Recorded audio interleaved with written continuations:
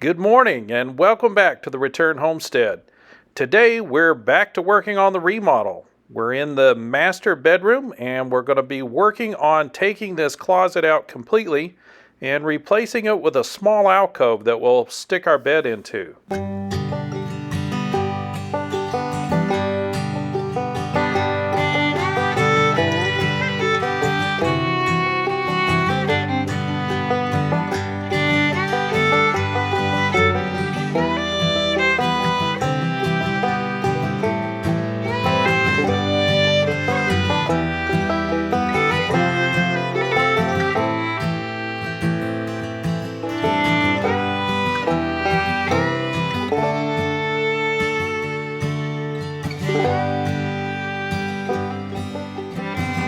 Here in the master bedroom, we're going to make use of this old closet as a place to kind of get the bed more out of the middle of the room. We've got a California king, so it is 72 inches wide. Do you remember how long it is?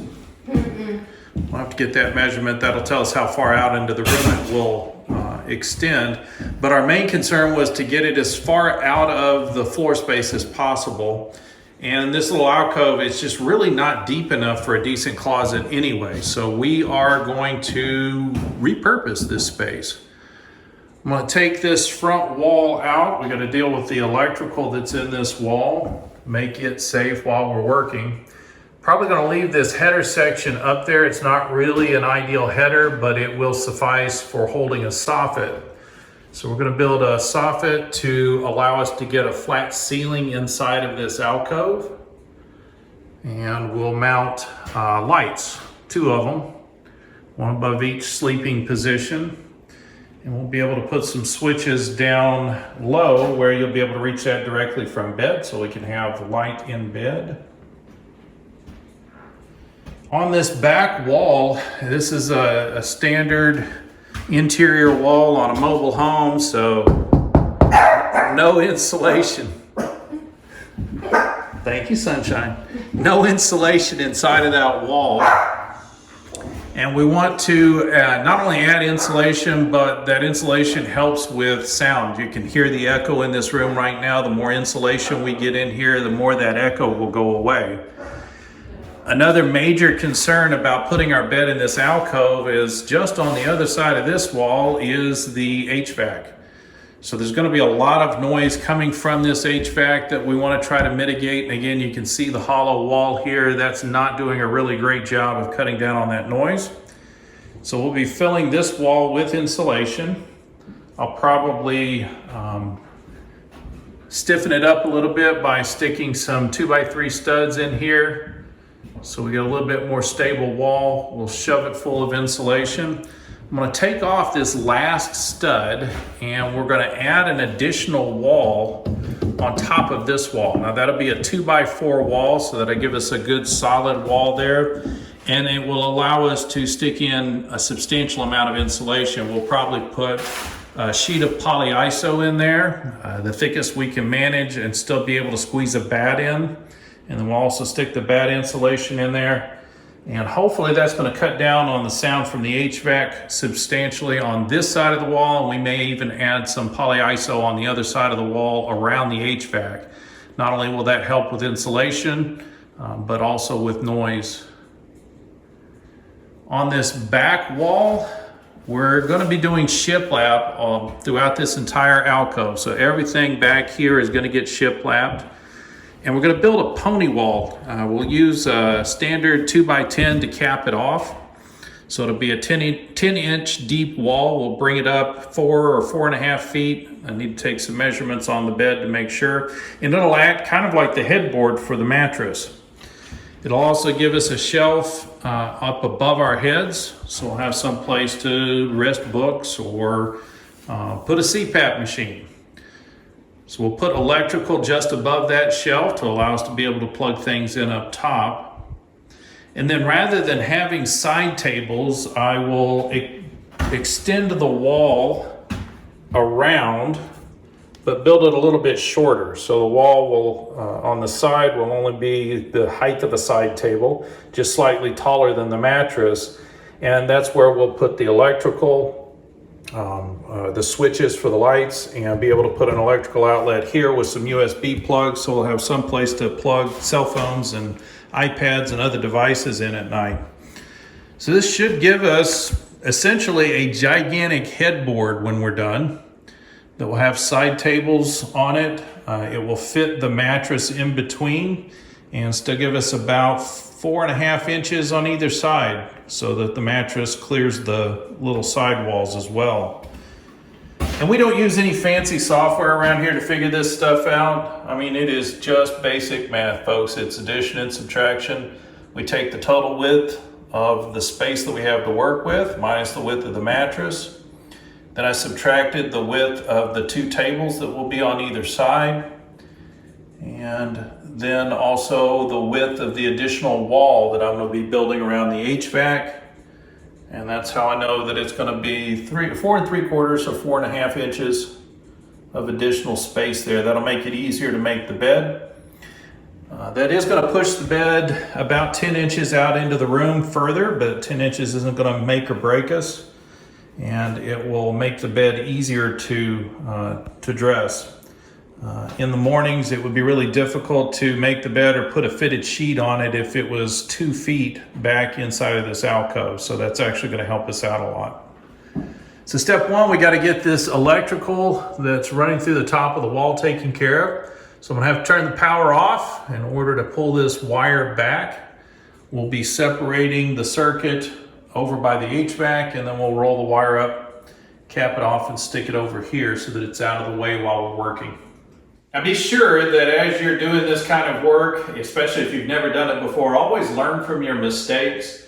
I've already destroyed 1 pair of wire cutters, so we just turned the entire house off, shut the main off completely. That way I can cut any wire safely, not have to worry about the results. So this wire is attached inside of this outlet. You'll notice that electrical's not as complicated as what people make it out to be. It's just one great big long loop is all it is. And then you just attach different devices onto that loop. So inside of this wall outlet, we have an extra wire that comes out and takes power out to the rest of the room. So all I've got to do is clip that wire off and secure it on this side. Probably the easiest way to do that is going to be to open this box up and we'll just pull it out of the connector.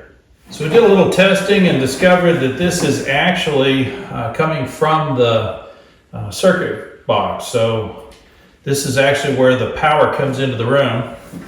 And we know that because I cut the wire on the other side and then we turn the power back on to see if the light would come on in the room. It does not. So we got the power back off again. Just fishing this wire back out of the studs and out of the wall. And I'll put some wire nuts on it to secure it, make sure it's safe. Get the power back on.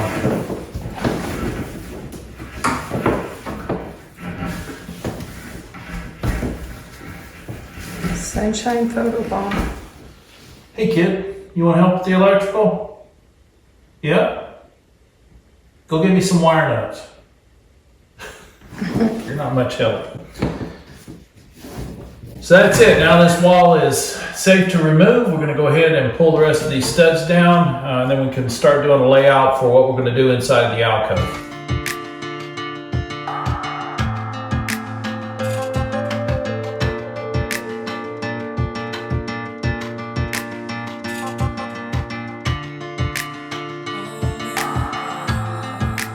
When they put this soffit together, or when they put this header together, they use staples that were longer than the wood. We've got staples just poking out all over the place.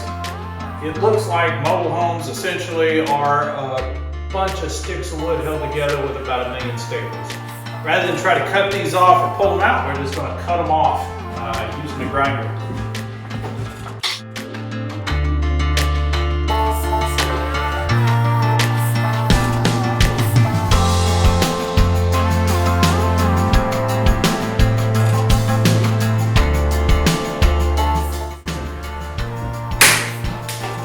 Didn't really like that idea. Running that grinder inside of here with all this exposed wood, there's just hot sparks flying everywhere.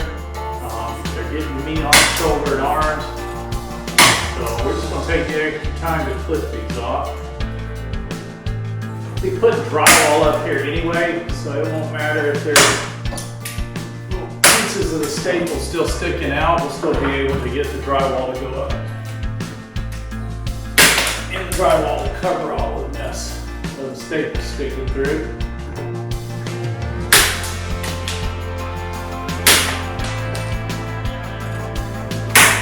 So, it's another couple hundred to go.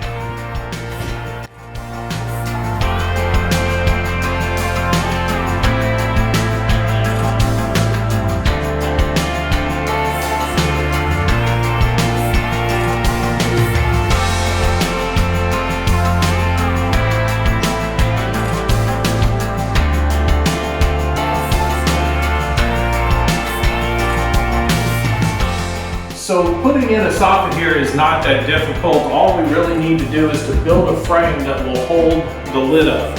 So we're going to be putting drywall against the bottom of this frame, and that'll box this whole section in up top. The only problem that we encounter is down here where we get to the point of the ceiling.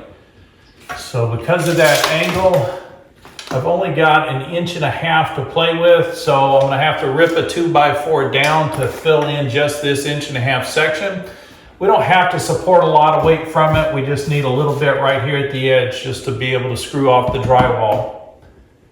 And then we'll put a ledger board across the back, trying to get it level with the current frame set that's there. Maybe put a couple of cross braces across just to give us some place to screw the drywall in so that we don't end up with any sagging over time. As long as we have it supported every 24 inches, we should be good to go. Let's get busy cutting this first board here.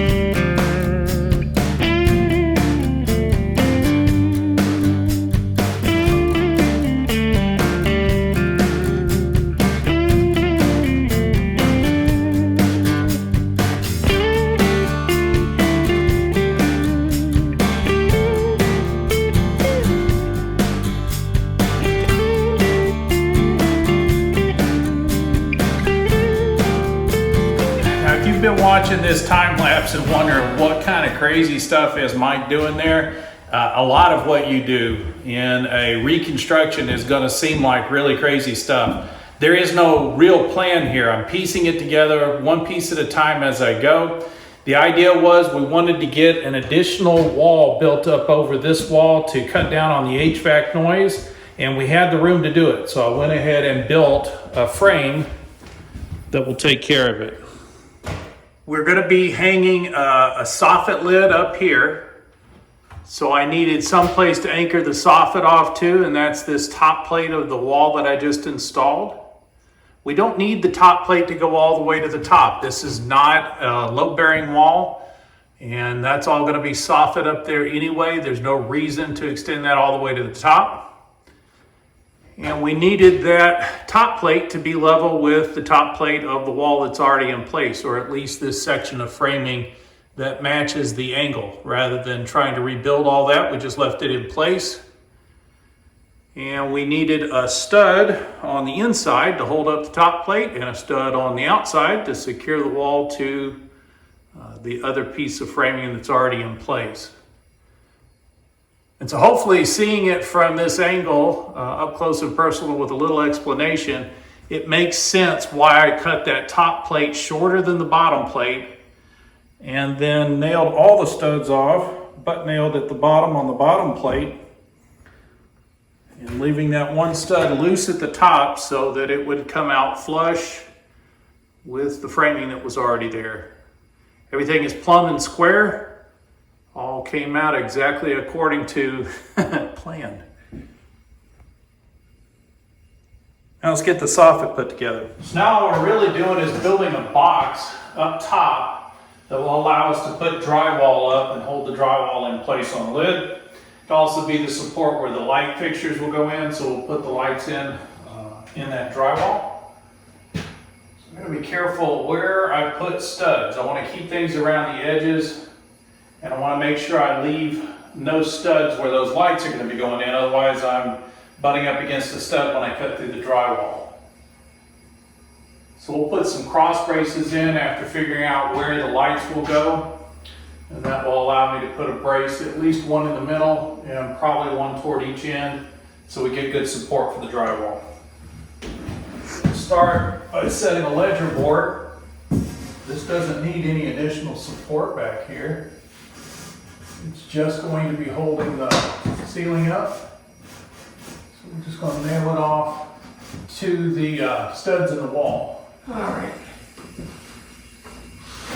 Got it? Yeah. So what we're doing now is checking our levels. We need it level across the back wall, but we also need it. Hang on. Happy with that? So I'm good. I'm good. Yeah. we also need it level front to back here, and it's not even close. Pull it down. That's indicating level there. Right there. It's not here then. That's bubble. Wow. Right there. So where is this thing so long? Man, pull it level, please, ma'am. You go ahead and pull that down. It's not I can even pull close it. to what we need. Wow, that's not even close to level. That's why. So we can, we're gonna have to fur that out then. Holy cow, that's so far off. It's not even funny. All right. We can use this board here to make it level on the outside and drop the ceiling down a little further. Well, I do have to still put drywall backing in here. That's fine. So that's fine. I'm just nailing the 2x4 up across there in order to get the drywall back Right. for the lid, so I can drop it down to this level. Okay.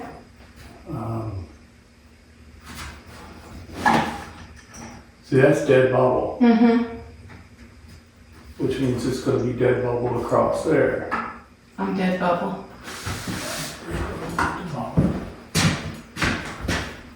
Quite all the way up.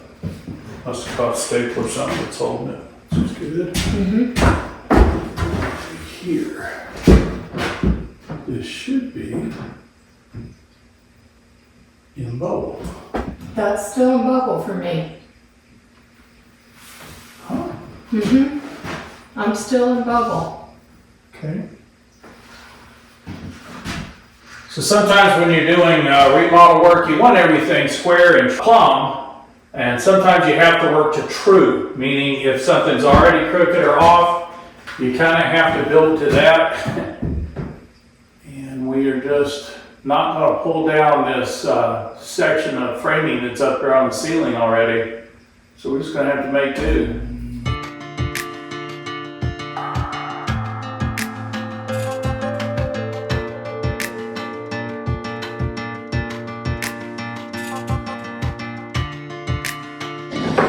Anytime you're doing framing, it's always best to frame wood to wood. Anytime you've got drywall in between two boards, you're always going to end up with a little bit of squishiness or softness. It's not going to be perfectly firm. And this is only holding the lid up. It's not going to be walked on or bumped into on a regular basis. So I think that's going to be sufficient to hold the lid up for us.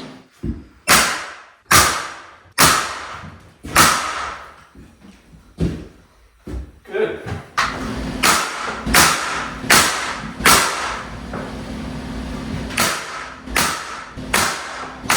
In case you're wondering why we're putting another piece of 2x4 up in here, we've got to hang drywall up on the bottom surface of these 2x4s. So the lid needs to have support along this edge. If we didn't put a piece of 2x4 in here, there'd be no place to run screws into on the edge.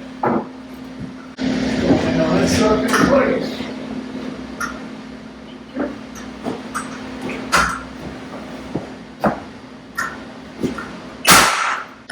So if the pedestal is coming down here, Yep. since we Comes have up the here. wall open, can we put backing for the shelves to hang them on so I can put books? So your pedestals would come up from the bottom, but if you want some bookshelves up above, yeah, this is an ideal time, by the way. If you're thinking about shelving that you might want to put on a wall, and you have the wall open and you can add framing to the inside, why wait and then have to use those drywall anchors to try to hold a shelf in place when you could go ahead and put some framing in place behind the drywall that will allow you to put the shelf on later. So good call. Yeah. I want it on both sides. Both sides. All right. That should hold the lid in place. Now, when we put the lights up, since the shelf is coming out to here, right? Yep. We want to center the lights between here and here. That will be, so the light will go right about here. Right about where we got it marked. Oh, perfect. Yeah. I thought that was a good measurement. And the same here. Same there. Okay. Perfect. All right. Now the only thing is I can't add any Shelf support. shelf support here, so whatever's in this wall is what we have to work with. That's fine. But I can put it here. Yes. Perfect.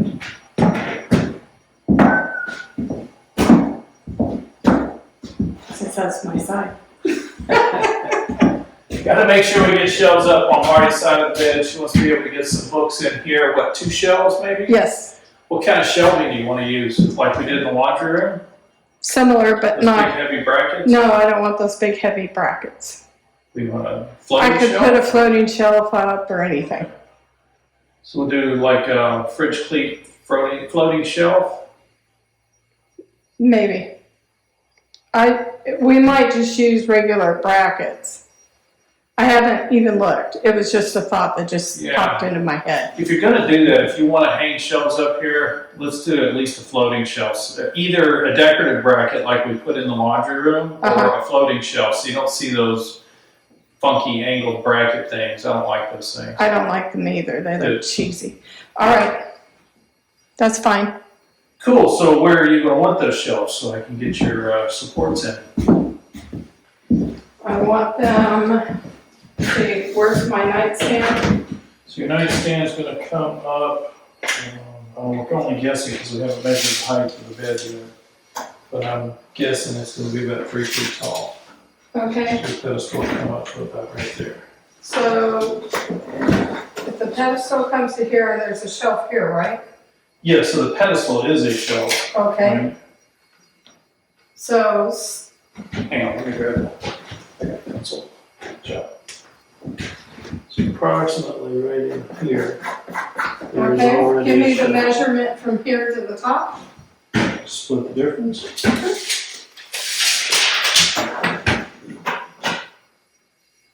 46 and a half.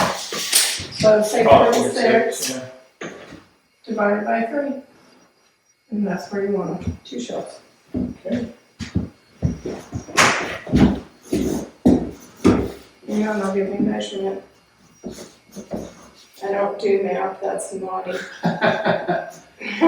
15 and change, so 15.33. 15 and change. My mother was a math and physics teacher. She's going to be so proud of me that I actually wrote it down and didn't use a calculator. She'll be mad at me I didn't do it in my head in about a quarter of a second, but.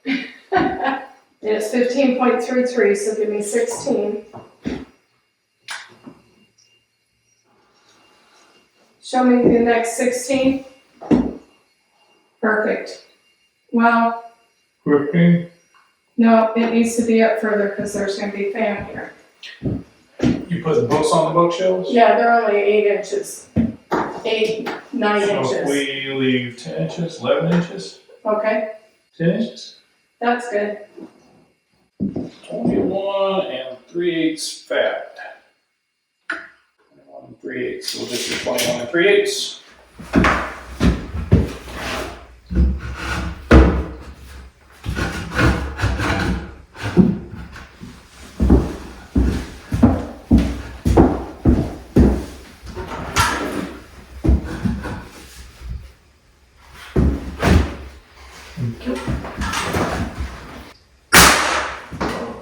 Well,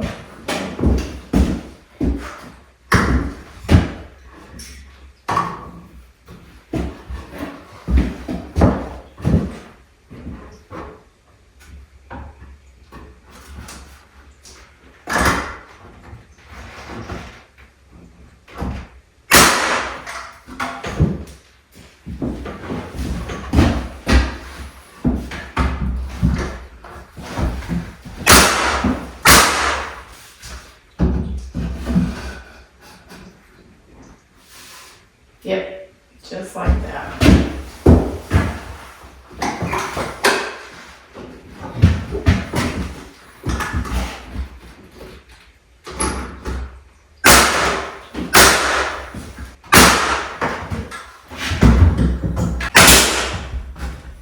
okay.